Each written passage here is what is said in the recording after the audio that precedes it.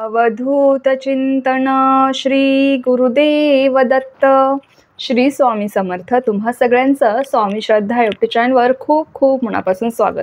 स्वामी कृपेने तुमचा आजचा दिवस शुभ जाओ. स्वामी महाराज तुमच्या सर्व चांगल्या इच्छा पूर्ण करोत, हीच मी माझ्याचरणी प्रार्थना करते आणि आजच्या व्हिडिओला सुरुवात करते. तर आजच्या व्हिडिओमध्ये आपण उद्या कोजागिरी पौर्णिमा आहे, तर त्याची रात्री 12 वाजता जी आपण सेवा करणार आहोत, इंद्रदेव, चंद्र, माता लक्ष्मी आणि कुबेर भगवान यांची आपण जी सेवा करणार आहोत, त्याची पूजा मांडणी कशी करायची, कोणत्या सेवा करायच्या आणि ही पूजा का करायची असते त्याबद्दल माहिती बघणार आहोत. बघा, लक्ष्मी प्राप्तीसाठी ज्या काही प्रभावी सेवा आहेत त्या सगळ्यांमध्ये ही एक प्रभावी सेवा आहे, जी तुम्हाला उद्या कोजागिरी पौर्णिमेला करायची आहे. जो कोणी ही सेवा करतो उद्याच्या रात्री, त्या आयुष्यात कधीच आर्थिक टंचाई येत नाही. असं म्हणतात की कोजागिरी पौर्णिमेला कोण जागरण करत आहे हे माता लक्ष्मी, कुबेर भगवान, इंद्रदेव आणि चंद्रदेव बघतात की आपली सेवा कोण करत आहे, कोण जागरण करत आहे. त्यांच्यावर ते प्रसन्न होतात आणि त्यांना भरभरून असा आशीर्वाद ते देत असतात. म्हणून कोजागिरी पौर्णिमेला या सेवेचं खूप महत्त्व आहे आणि मी तुम्हाला कळकळून विनंती करेल की तुम्ही सुद्धा ही पूजा मांडणी करून ही सेवा नक्की करा. आणि बघा, उद्या सगळ्यात महत्त्वाचं म्हणजे उद्या ग्रहण आहे, चंद्रग्रहण. चंद्रग्रहणाचे वेध हे दुपारपासून लागणार आहेत, 3:15-4 वाजल्यापासून. पण बघा, असं म्हणतात की ग्रहण असल्यावर आपल्याला मूर्तीला, देवांच्या फोटोला हात लावता येत नाही, त्यांना उचलता येत नाही. पण बघा, आपण या पूजा मांडणीमध्ये आपण लक्ष्मी मातेचं प्रतीक म्हणून किंवा कुबेर भगवानांचं प्रतीक म्हणून आपण सुपाऱ्या ठेवणार आहोत. कोणत्याही देवाच्या मूर्तीला किंवा फोटोला आपण हात लावणार नाही आहोत किंवा उचलणार नाही आहोत. म्हणून आपण त्यांचं प्रतीक म्हणून एक सुपारी ठेवणार आहोत. त्यामुळे तुम्ही ही पूजा मांडणी नक्कीच करू शकता. आता बघा, गर्भवती महिला ही मांडणी करू शकता का, त्या या सेवा करू शकता का? तर हो, नक्कीच त्या पण ही पूजा मांडणी करून या सेवा करू शकता. आणि बघा, उद्याचा दिवस इतका महत्त्वाचा आहे ना, कारण की उद्या ग्रहण आहे आणि ग्रहणामध्ये आपण ज्या काही देवांच्या सेवा करतो ना, त्याचं फळ आपल्याला इतर सेवांपेक्षा ना 100 पटीने जास्त मिळत असतं. म्हणून ग्रहणात नेहमी सांगितलं जातं बघा की देवांच्या सेवा करा, देवांचं तुम्हाला जेवढं नामस्मरण करता येईल तेवढं तुम्ही करा. म्हणून उद्याची ही संधी तुम्ही सोडू नका, उद्याचा हा दिवस मिस करू नका, या सेवा नक्की करा. जरी ग्रहण आहे तर उलट उद्या ग्रहण आहे तर तुम्हाला त्याचं फळ कितीतरी पटीने जास्त मिळणार आहे. म्हणून मी तुम्हाला सगळ्यांना सांगेल की उद्या तुम्ही ही पूजा मांडणी करून सेवा नक्की करा. आता आपण बघूया की ही पूजा मांडणी कशी करायची. काहीही वेळ लागत नाही, अगदी 2च मिनिटात आपली ही पूजा मांडणी करून होते. तर चला बघूया ही पूजा मांडणी कशी करायची. आता बघा, आपण ही पूजा मांडणी तुम्ही रात्री 12च्या अगोदर तुम्हाला करून ठेवायची आहे. कारण की 12 ते 12:39 पर्यंत मी तुम्हाला ज्या सेवा सांगणार आहे त्या तुम्हाला करायच्या आहेत. म्हणून ही जी काही पूजा मांडणी मी तुम्हाला आता दाखवणार आहे ती तुम्हाला 12च्या आधी करायची आहे, लक्षात ठेवा. तुम्ही मग ही पूजा मांडणी दुपारी करून ठेवू शकता. तुम्हाला जर वाटलं रात्री करून ठेवायची तर रात्री करून ठेवू शकता. फक्त 12च्या आधी करून ठेवा, म्हणजे आपल्याला 12 ते 12:39 पर्यंत आपल्याला ज्या सेवा मी तुम्हाला सांगणार आहे त्या तुम्हाला करायच्या आहेत, लक्षात ठेवा. आता सगळ्यात आधी पूजा मांडणी करताना काय करायचं, पाट किंवा चौरंग घ्यायचा आहे. त्यावर तुम्हाला पांढरं वस्त्र घ्यायचं आहे. वस्त्र हे पांढरंच घ्यायचं आहे, लक्षात ठेवा. पांढरं वस्त्र घ्यायचं आहे. त्यावर तुम्हाला आता सगळ्यात आधी दिवा प्रज्वलित करून घ्यायचा आहे आणि दिवा तुम्हाला इथे ठेवायचा आहे. आता बघा, दिवा प्रज्वलित करून झाल्यानंतर तुम्हाला इथे खाली तांदळाची रास घ्यायची आहे. या तांदळाच्या राशीवर तुम्हाला तांब्यामध्ये पाणी भरून घ्यायचं आहे आणि त्यामुळे तुम्हाला हळद, कुंकू, एक सुपारी आणि एक नाणं तुम्हाला टाकायचं आहे. आणि इथे तुम्हाला तांब्यावर स्वस्तिक आणि 5 बोटं तुम्हाला काढायचे आहेत कुंकू आणि 5 रेषा तुम्हाला चारी बाजूंना तुम्हाला काढायच्या आहेत या पद्धतीने. त्याच्यानंतर त्याच्यामध्ये तुम्हाला आंब्याची डहाळी टाकायची आहेत. या पद्धतीने तुम्हाला आंब्याची डहाळी त्यात टाकायची आहे आणि एखादं फूल तुमच्याकडे जर असेल तर ते तुम्हाला तिथे टाकायचं आहे. आता हे झालं इंद्रदेवाचं प्रतीक. आता आपल्याला माता लक्ष्मीचं आणि कुबेर भगवानांचं प्रतीक म्हणून सुपारी ठेवायची आहे, ते पण विड्यांच्या पानावर. आता बघा, तुम्हाला विड्याच्या 2 पानांवर, कुठे कुठे याला विड्याचे पानं म्हणतात, कुठे कुठे नागवेलीचे पानं म्हणतात, कुठे कुठे नागलीचे पानं म्हणतात. तर ही 2 पाने तुम्हाला घ्यायची आहे. या 2 पानावर, या 2 जोड्या पानावर आपल्याला लक्ष्मीचं प्रतीक आणि भगवान कुबेरांचं प्रतीक इथे ठेवायचं आहे. त्यासाठी लक्ष्मीचं प्रतीक म्हणून आपल्याला सुपारी इथे ठेवायची आहे आणि त्याचप्रमाणे भगवान कुबेरांचं प्रतीक म्हणून सुद्धा तुम्हाला इथे सुपारी ठेवायची आहे. त्यासाठी असे 2 विड्याची पानं घ्यायची आहेत.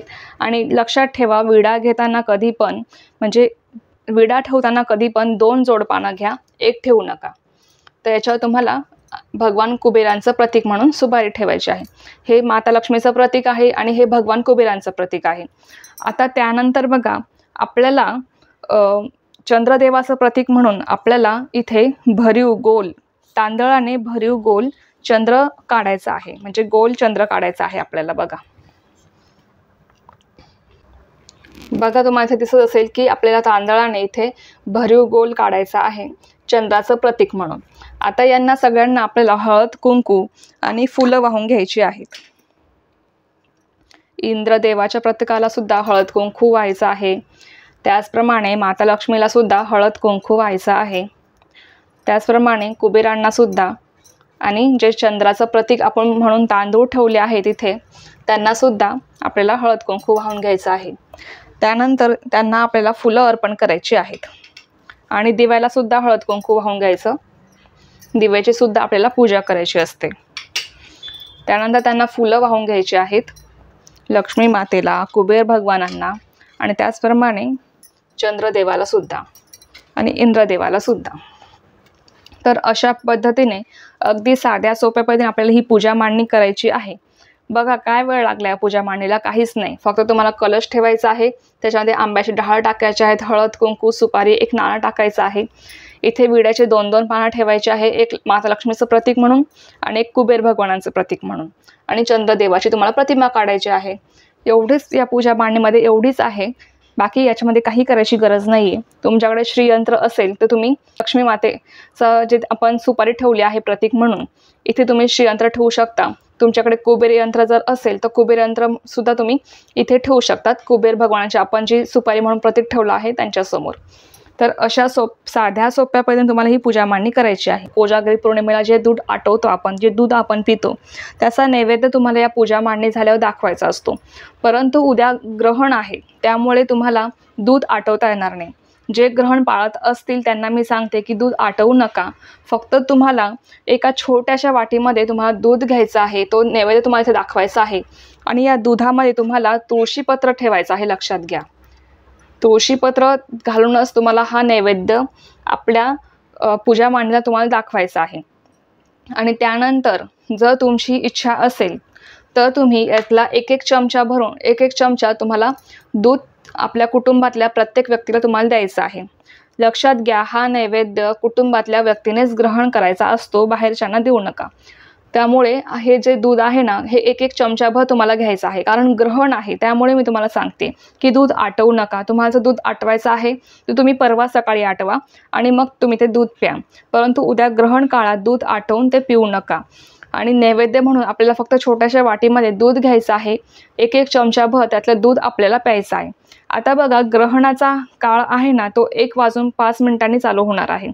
तर त्यामुळे तुम्ही 1 वाजल्याच्या आतच तुम्ही हे चमचाभर दूध पिऊ शकता, किंवा 2 वाजेनंतर जेव्हा ग्रहण संपेल त्यानंतर सुद्धा तुम्ही हे नैवेद्य तुम्ही घेऊ शकता. किंवा ज्यांना वाटलं की सकाळी आम्ही हा नैवेद्य ग्रहण करणार, त्यांनी सकाळी सुद्धा हा नैवेद्य ग्रहण केला तरी चालणार आहे. आता पूजा मांडणी करून झाल्यावर तुम्हाला इथे मंत्र म्हणायचा आहे, तो तुम्हाला स्क्रीनवर दिसत असेलच, तो तुम्ही लिहून घ्या तुमच्या वहीवर. ऋण रोगाती दारिद्र्यम अपमृत्यू भय शोक मनस्ताप नाशयंतु मम सर्वदा. हा जो मंत्र आहे तो तुम्हाला म्हणायचा आहे. हात जोडून हा मंत्र तुम्हाला म्हणायचा आहे. आता बघा, 12 वाजायच्या आतच तुम्हाला ही पूजा मांडणी करून घ्यायची आहे आणि 12 ते 12:39 पर्यंत तुम्हाला काही सेवा करायच्या आहेत. त्या सेवा कोणत्या करायच्या ते मी तुम्हाला सांगते.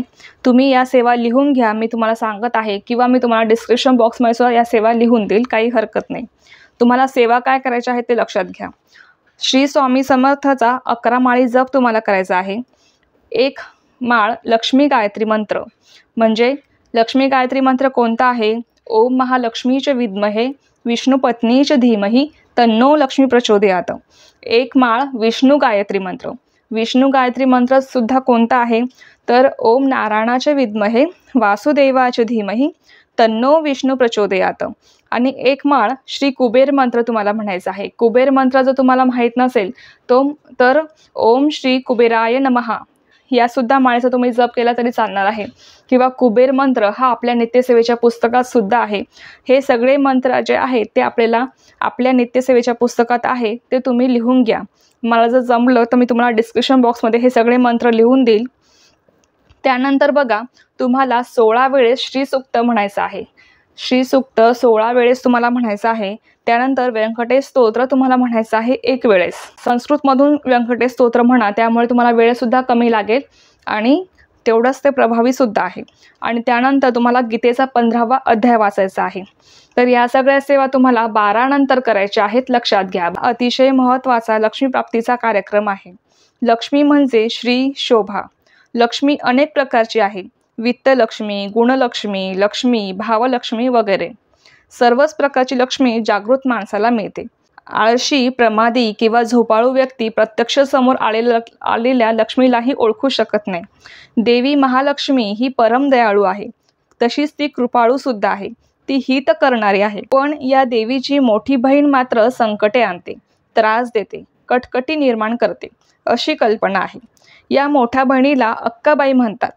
तिची जर अवकृपा आपल्यावर झाली तर लोक म्हणतात की अक्काबाईचा फेरा आला. ही अक्काबाई पौर्णिमेच्या दिवशी अनेक घरावरून फिरत असते. कोण झोपले आहे, कोण जागे आहे ते ती पाहत असते आणि अनेक झोपलेल्या आळशी लोकांवर ती रागवत असते. म्हणजे जे जागरण करतात त्यांना सुख, समाधान, संपत्ती लाभते असं म्हणतात. कोण जागतोय, को जागरती, यावरून या पौर्णिमेला कोजागरी असे नाव पडले. या पौर्णिमेच्या रात्री देवांचा राजा इंद्रही पृथ्वीवर फिरत असतो आणि पूजा कोण करीत आहे किंवा नाही हे तो पाहत असतो. वारंवार तो कोजागरती असे विचारतो. यावरून हे नाव रूढ झाले. बघा, आपण कोजागरी पौर्णिमेला काय करतो तर हे दूध आपण जे नैवेद्य म्हणून दाखवतो ते आपण चंद्राच्या प्रतिमेच्या खाली ठेवत असतो. म्हणजे असं म्हणतात की कोजागरी पौर्णिमेला ना चंद्रातून जी किरणे वाहतात त्यात एक अमृत असतं. ते अमृत या दुधामध्ये उतरतं, म्हणून आपण ते दूध चंद्राला दाखवून मग आपण पित असतो. पण उद्या ग्रहण आहे, त्यामुळे हे दूध चंद्राला दाखवू नका. आता तुम्हाला कोणताही प्रश्न नसेल, जर असेल तर मला कमेंट बॉक्समध्ये विचारा. तर ही अशी एकदम छोटीशी पूजा मांडणी करून तुम्हाला या सगळ्या सेवा करायच्या आहेत, लक्षात घ्या. तर चला, ही खूप छोटीशी पण महत्त्वाची माहिती मला तुमच्यासोबत शेअर करायची होती. जर तुम्हाला ही माहिती आवडली असेल तर व्हिडिओला लाईक, शेअर, सबस्क्राईब करायला विसरू नका. पुन्हा भेटू अशाच एका नवीन व्हिडिओसोबत किंवा नवीन विषयासोबत. तोपर्यंत सर्वांना श्री स्वामी समर्थ. जय जय स्वामी समर्थ.